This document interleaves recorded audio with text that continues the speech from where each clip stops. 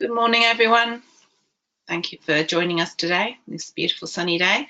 We're going to be starting in a few minutes. Just wait for a few more people to join us, and then we'll proceed.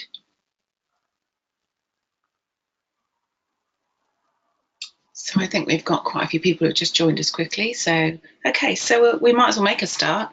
So as I said, good morning, everyone, and welcome to MZ Webinars. Today we're continuing our webinar series on higher and degree apprenticeships. Hopefully, I think we will be covering and exploring how LMI can help you shape your engagement activities. Our host today is Andy Derman, MZ's Managing Director.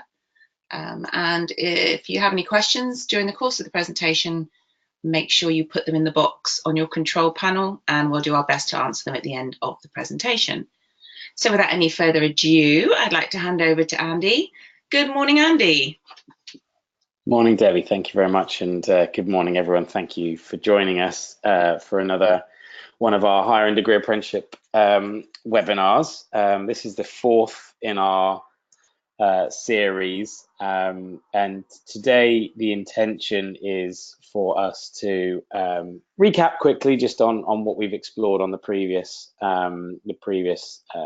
webinars, and then I'd like to take the opportunity perhaps to start to dig into a bit more of the specific process or the detail that sits beneath some of the thinking that we've explored thus far, and the great case study that Reshma McGill from Birmingham City University gave us last week. So put some flesh on the bones today. So for those who are new to this webinar series and perhaps new to MZ, just a quick intro for you. Welcome. Good to meet you.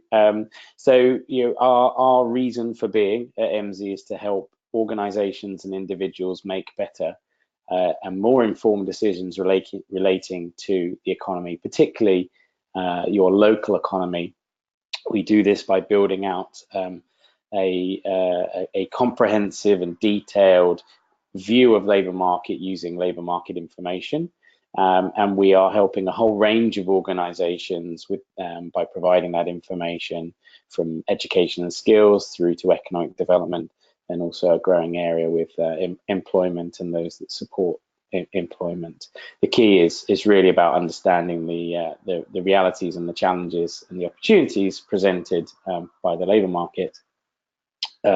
Given the audience of this webinar, in terms of our work with universities, it is really about thinking about how current and future employment trends align to your mission as an institution, particularly thinking about its alignment to portfolio activities, student engagement, employer engagement as well. Employment outcomes being a really key factor these days, and a big driver to student engagement. And our goal is to help you understand the realities of the labour market and some of the trends affecting the labour market, and connect that back to the great value you bring to help you evidence that and shape that to become more impactful. Obviously, the degree apprenticeship agenda is one such area in which the worlds of education and employment really do come together, and ultimately apprenticeships are about jobs, and so we want to help you understand what's happening in the world of jobs to influence that. As I say, a quick recap on what we've explored thus far, and you may recall, for those that have been on the webinar series before, the three-step guide that we've produced, and just a quick summary on those three stages. We've certainly in our work with universities recognized there's already mostly a great offer already on the table, and so one of the first aims of our work with universities is really to help you maximize the opportunities that your existing offer, particularly your existing apprenticeship offer, presents. But we recognize that that's just a great start point. From there, it's about helping you to shape your growth, to move with your customers and to move with the ever-changing labour market and the opportunities the emerging standards present. And a lot of it's about how you prioritise your focus and your efforts. Always limited, finite resources. So how do we help you, and how do you help yourselves focus where you can have the greatest impact? And ultimately, how do we let the market lead?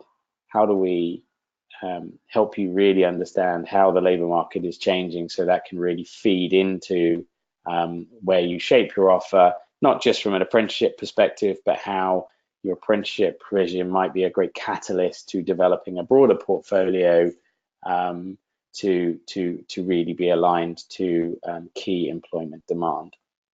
As I say, we have a guide that we've referenced previously, and I'll talk about that in a moment if you want to find out more about that information. So where does labour market information come in? Well, as I hinted at there, it's all about providing that and building that understanding, a detailed understanding of the employment landscape, so that you can be more informed as an organisation. You can prioritise and focus on your best opportunities. You can you sort of bring your colleagues with you and make sure that there's strong alignment across the institution, as I know many different elements of the university are often involved in the apprenticeship agenda. And as we'll focus on today, really start to get to grips with some of the tactical activities of how you actually engage around this agenda. So as I say, today I'd like to take the opportunity to actually run through a bit of an example, a bit of a live example, to start to think about how we move from the theory that we've explored thus far into something a bit more practical. And so we're going to dig around in our LMI tools to think about how we target employers and maximize opportunities. And the process I'd like to take you through is this 4-stage process. Of course, when we're starting with a particular standard, the challenge is mapping that standard into the labour market. Once we've done that, we're able to then start to quantify what demand looks like and where the opportunities might lie, and ultimately start to dig into the specifics of who it is that we should be engaging in terms of employers, and start to think about how that initial engagement can open up new opportunities for us. So think of this process as really underpinning those 3 steps I mentioned briefly, and it's giving you the playbook for your activities. It can be localized to specific standards, specific regions, and ultimately specific employers. And we'll go through those stages in a moment.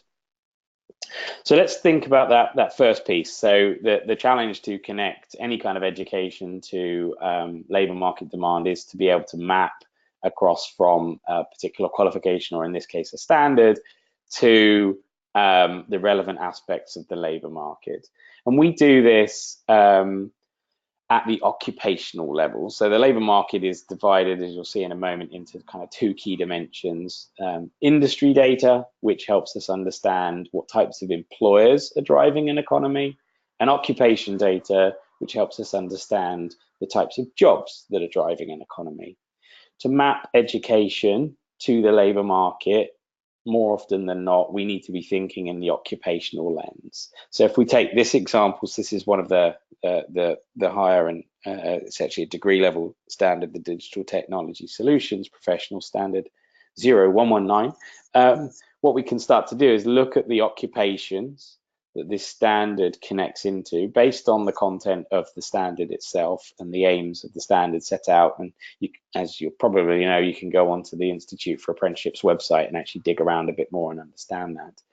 And what I've done is I've linked that standard to 3 key occupations that cover the breadth of the remit there. So we've got a range of different occupations, from business analysts to programmers to web design professionals. All can be linked into the aims of this standard. Once we've made that mapping across, and we're using the standard occupational classification, or SOC codes for those not so familiar, at the 4-digit, the most detailed level, we can now start to map that into the labour market. So I am now actually going to switch across to our analyst product, which kind of is a way of visualizing the information. And as you can see, I've got those 3 key occupations highlighted. I'm going to focus in on the southeast of England for the purposes of this analysis. And as I say, the aim is to map into these occupations. So next step is for us to start to, now we've established that link, to quantify regional demand. So we are doing that, different ways to quantify it. We can look at the workforce size and then the associated trends for these occupations. We can localize that demand and really dig into understanding where those hotspots of opportunity lie geographically, and ultimately map that across to identifying different employment sectors, i.e. what types of companies need these jobs. And that'll really start to help us not just quantify that demand, but prepare us for step 3 that we mentioned earlier. And to do this, we want to dig into what we refer to as our structural labour market data. So this is data that explores the whole economy, so we can get a true sense of the size of that labour market and its underlying trajectory. From there, we will dig a bit deeper. So as I just showed you a moment ago, the analyst tool that we have at MZ is a great way of connecting into this data. And as I had pointed out previously, we've got our 3 occupations that we're looking at. And for the southeast of England, that equates to over 82,000 jobs currently. And we're projecting over 4% growth in this occupation. We also have some wage information. Here's by way of a quick summary, quick overview of how our area is trending, and we can see not only is it growing rapidly and has grown consistently in the region of choice, i.e. the southeast of England, we can see nationally also solid growth. And as we break that down, we're able to start to think about aspects of the labour market that will help us unpick this in further detail. So I'm going to actually jump into a quick map now. This will allow us to actually start to see for the whole of the southeast of England where that workforce is concentrated. So we can see here the darker areas are where we have a higher concentration of jobs. Actually, if I just scroll down below the map, we can start to see where those hotspot local authorities are. Wokingham, Reading, Milton Keynes, West Berkshire as well coming through. As well as looking at the hotspots of jobs, so we can start to think about potential target locations or areas for engagement. You might also want to contextualize that by understanding how the labour market is trending. So actually looking at change and projected change, we can see that whilst there was strong employment across the piece, we can see some areas are projected to grow faster than others, and in fact some areas may be projecting some declines. And this will be based on what's happening and has happened over the last few years specific to these selected occupations. So again, just helps us to quantify and qualify where that demand is greatest, so we can start to think about how we might engage. So just popping back, so that's the geographic dimension I mentioned. We can also build out some profile information about the typical workforce here. Understand a sense of whether there is a latent workforce that is tied up or unemployed right now, and unemployment rates are so low at the moment that there really isn't that much. But now we can actually start to make that leap across to the types of companies that need these types of roles. So we can start to think about where we might hunt for demand. And if I just dig into that in a bit more detail, we can see where this workforce, so our 3 key occupations are located. So we can see, probably unsurprisingly, that we've got computer programming consulting, so tech companies. We also find these roles in management consultancy, in R&D, particularly around sciences and engineering, the financial services sector and the public sector coming through. So whilst the obvious leap would be to go and talk specifically to tech companies about these tech roles, it's probably not surprising to also recognize the fact that these roles are also in demand in a whole range of other sectors. And so to really unlock the potential, We might want to not just prioritize tech sector companies, but also start to think about other companies that need these types of roles. Particularly those, I would prioritize where the volumes are high, but also where we're projecting growth. So these are sectors that have a real hiring demand, or likely to have a hiring demand. Of course, we know about the challenges facing the public sector and austerity, and we can see that actually there's a lot of efficiency happening here in this sector. And so whilst it's still a top employing sector, it's actually the workforce appears to be shrinking. So always worth bearing these things in mind. So what we've been able to very quickly do is quantify the size and the volume and the trajectory of the workforce for our wider region, and actually then start to dig beneath the surface a bit to understand where those local hotspots of demand are, and start to think about the types of companies we might go and talk to unlock some of that demand. And this is where we're going to step now into stage 3. So that's given us think of it as planning data and starting to move towards some tactical engagement activities. But now we want to get to the nitty gritty of actually identifying specific employers, because at the end of the day, we need to go and talk to individual employers to start to think about how we can support their needs. This has helped us prioritize. Now we want to dig deeper. And so this is where we can start to look into more recent trends of who's actively seeking workers in these occupations, and start to think about how we contextualize what that demand looks like yet further. And this is where we're going to cross into our job postings derived data, our JPA, or job postings analytics. So this is where we scrape online job postings and build a structure around it to start to understand contemporary hiring trends. So these are trends that we can glean from the online job postings market. So to do so, I am just going to switch back in to the tool and the data. And as you see, back into the southeast of England, and we've got our 3 key sectors, 3 key occupations highlighted. And what we can see from the last 12 months of job postings, we're picking up roughly about or over 50,000 unique job adverts over that period of time. Again, we can look at it geographically, so similar trends to what we saw before in terms of Berkshire and Surrey, Oxfordshire leading the way, and that's replicated not just in the size of the workforce, but also where the employers are actively hiring. And actually, if I just scroll down, we can start to see some of those contemporary trends on month-to-month activity. So we can see certainly in the last year or so, it's been growing month to month, although you do tend to see some seasonality. Hiring is lower in December, picks up again in the new year. But critically, we can then start to dig deeper into actually ask questions like who is hiring for these roles. And of course, we do tend to see a lot of staffing companies who do a good majority of hiring in the UK, particularly niche staffing companies. More on that in a moment. We can start to see the towns and cities where adverts are most prevalent.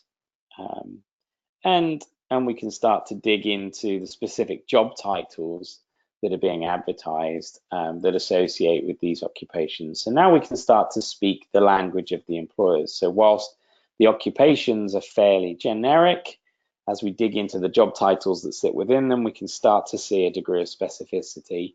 And this better reflects actually how employers see the labour market. So if we're helping an employer to grow its labour market, whether that's upskilling existing staff or helping them to hire new staff and onboard new staff, we really need to speak the language of employers. And this is where we can start to look to things like the job titles and the specifics that are being mentioned here.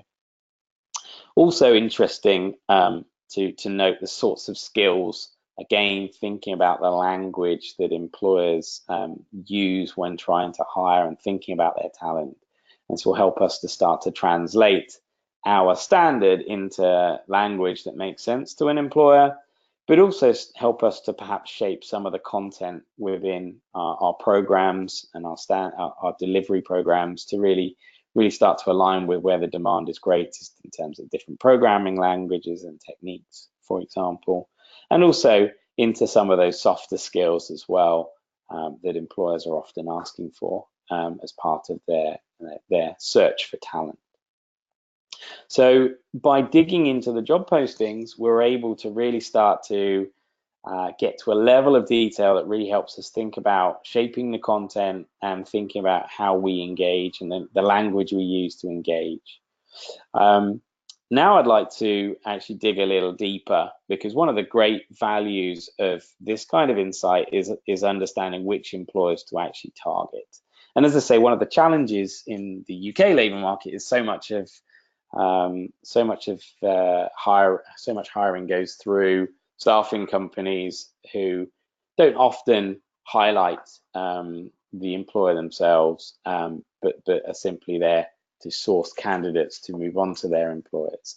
So, but one of the things we do try and do within the system where possible is look to directly employing companies who are hiring, and we can filter the analysis to look at those directly employing companies. So I'm actually going to pick out non-staffing companies. You can see our sample size goes down quite considerably, so it just shows what significant role staffing companies play. But as we dig into that and I go back to our top hiring companies, we can now start to see some key companies coming through that are hiring for these three occupations that we've been looking at today.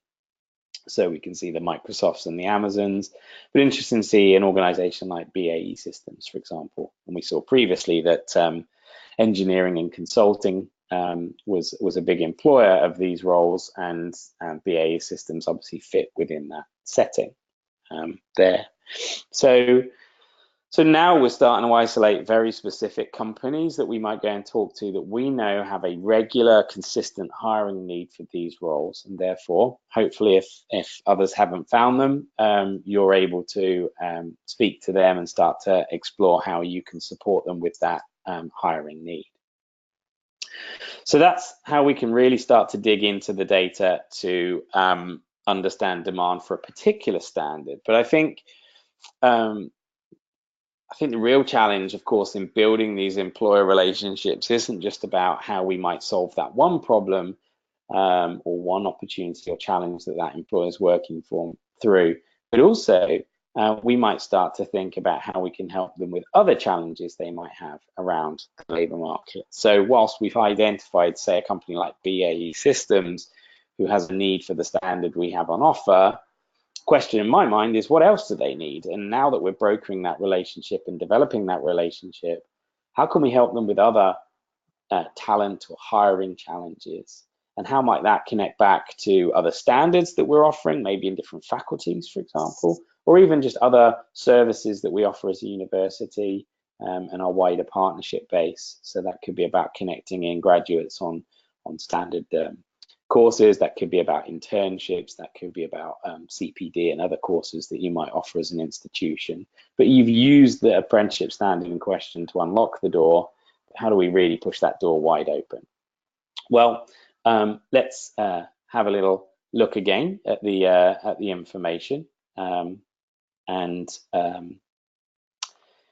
let's now pick out a company like BAE Systems, for example. So just going to clear the analysis down. So we're interested to understand all of the employment need for BAE Systems. So I'm just going to search for them in my data set. And now what we're going to pull back is all job postings associated with BAE Systems in the last year. So we can see almost 1,400 unique postings that have been identified. We can see that these are concentrated in Surrey Medway and Portsmouth in particular, but are spread around. We can see their hiring trends over time. We can see that whilst they do a lot of direct hiring, there are also staffing companies that are hiring on their behalf So useful to understand. Again, we can see where they're hiring, but critically, we can start to think about what they're hiring for. So what other occupations are they currently hiring for? So whilst we saw IT business analysts and programmers as key from the original standard that we were looking at, interesting to note, they have a hiring need right across a whole range of different occupations. And so the question is, how does that translate back to areas in which we can help? So the third top occupation that they're hiring for, so 76 unique adverts in the last year, is actually business and financial project management professionals. So we might want to drop back in and actually start to think about those those occupations. So that occupation, the business and financial project management professional, and start to think about how that might map back to other standards. So actually, when we look at the list of standards that align to that occupation, we can see 3 key standards on my latest view of the standards, including associate project manager and financial services professional. So it could be that as we talk to BAE Systems, and whilst we might have used the digital solutions professionals our way in to support them solve a pretty big problem or challenge by the looks of it in terms of hiring, we can also start to think about how we might plug in other standards to help them, and we can talk to them to work out which of these might be most relevant. I'd imagine associate project manager or a financial services professional of those 3 would be the most relevant. So now we've done the hard work to unlock a relationship, but we can really start to be that trusted talent supplier, advisor, supporter of BAE Systems, and we can start to think more holistically about how we unlock that. This may well help us think about our own offer and the standards that we offer, or it could well actually start to support more of our kind of engagement with partners who might be able to fill holes in our broader provision while we maintain that relationship with that employer. So just hopefully that was helpful and interesting, and starts to put a bit more detail beneath the theory that we've been exploring over the last 3 or so webinars in terms of the applications of labour market information. I hope that example is helpful to you to help us work through just how different information helps us with both the planning and understanding of whether we're focusing in the right places, but actually starts to translate into more of an engagement activity. And as I say, critically, how do we maximize our opportunities? Brokering relationships like these are hard. A lot of effort goes into them. How do we maximize the value for both parties in the work between you as a university and your customer, the employer? And how do you ultimately become that trusted advisor in terms of accessing skills and the workforce? So that's what I wanted to cover today. Find out more. We have a range, as I've been referencing throughout, a range of resources designed to help understand some of these concepts. If you haven't already done so, if you head to our website, you'll be able to request a report for your local area that looks into the current standards and how they align to local trends in the labour market. If you're wanting to get a feel for your specific locality in the labour market, that's a great place to start. As I mentioned, we have our 3-step guide, which you can request from me or put a note through the website. And if you've not been part of and joined us for the webinars previously, we have 3 other webinars that you can access, and you'll find a recording of this webinar too on our webinars page at economicmodelling.co.uk. And of course, I would absolutely love to talk to you about some of the work you're progressing, and how our series might apply to the specific projects, activities, challenges, opportunities that you're working through. So connecting with a good number of universities, it's really exciting to see how this agenda is moving forward, and I'm very excited to see how we can help you prioritize and focus and deliver great things with it. So yeah, do get in touch. My details coming up shortly. Love to chat through what you're working on. I'd love to explore and test some of these concepts in more detail, and want to be part of your solution, really want to help you succeed. So keen to explore that with you. So once again, thank you very much for joining us on this webinar. Those are my contact details. Drop me a line, love to talk to you and hear how things are going. A big shout out to the customers we're already working with, and I hope this is a helpful little refresher and reminder of what you can be doing, and we through our customer service would be delighted to support your ongoing work in this area. So just give us a shout through the usual channels. So thank you very much. Let's see if we have any questions. Nope, there's no questions today. So you obviously did a good job, Andy. Well done. Thank you very much, Debbie. So I'll hand off to you now. Thank you. Okay, well, as Andy mentioned, there are the recordings of the other webinars on the website, but also they're available on YouTube. We do have a YouTube channel, MZ UK. So if you'd like to find the other webinars recordings, then just pop over to that. So again, thank you very much for listening and participating in this webinar, and hopefully we'll speak to you soon. Okay, thank you so much. Bye-bye.